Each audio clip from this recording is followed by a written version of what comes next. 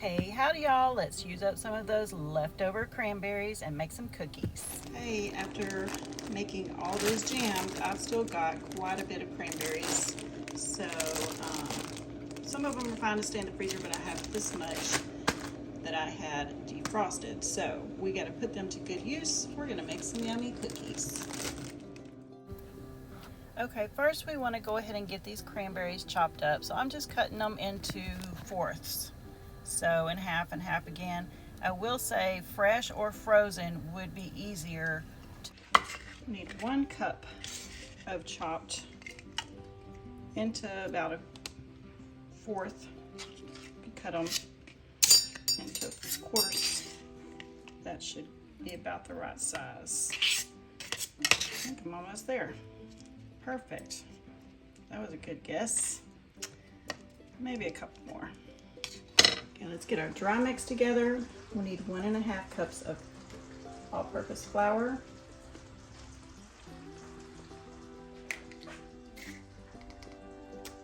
Half teaspoon of salt. 1 teaspoon of cinnamon.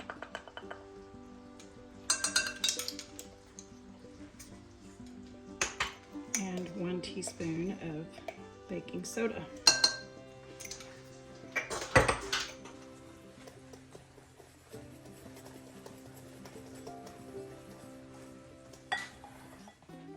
Okay, so I'm going to use the paddle on my KitchenAid mixer, and we're going to go ahead and get our 2 sticks of butter in here with our sugars.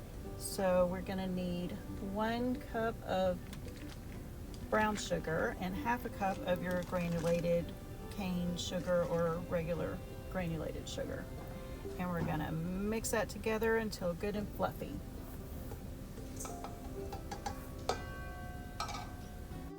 Y'all are really going to love these cookies. They are, they got a great texture. You get that little bit of tang when you bite into a piece of that cranberry, and they're such a good use for using up leftover cranberries and not letting those go to waste. They're pretty yummy. Okay, so you want to get that good and fluffy, and make sure you scrape down your sides when you need to, and then we're going to add in 2 eggs.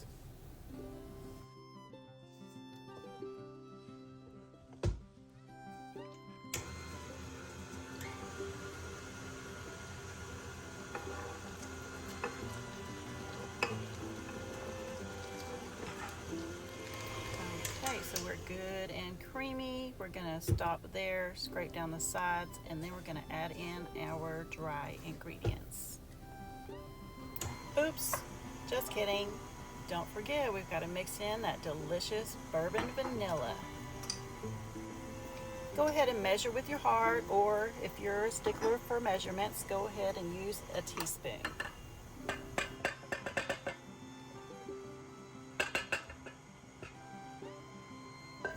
Okay, after we get these dry ingredients in, we just want to mix until it all gets incorporated, and then we're going to start to put in our oats. Okay, scrape down your sides or your paddle if need be, and then we're going to dump in 3 cups of oats. I took mine off the mixer, and we're just going to fold these oats in and go ahead and fold in those cranberries that we chopped up as well.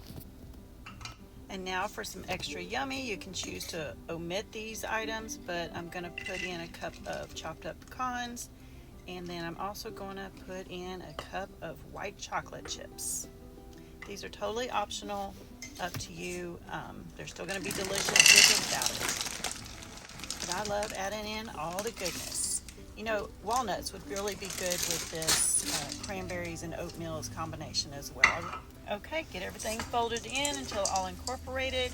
You can go right ahead and bake unless it got too soft and you feel like you need to put it in the fridge a few minutes. I'm just going to make dough balls and freeze it. That way it's super easy to bake some fresh cookies while we're over there visiting that new grandbaby. You're going to need to bake these at 350 for 10 to 12 minutes when they're nice and golden. These are absolutely delicious. I hope you give them a try and use up those leftover cranberries you have. Y'all have a good one.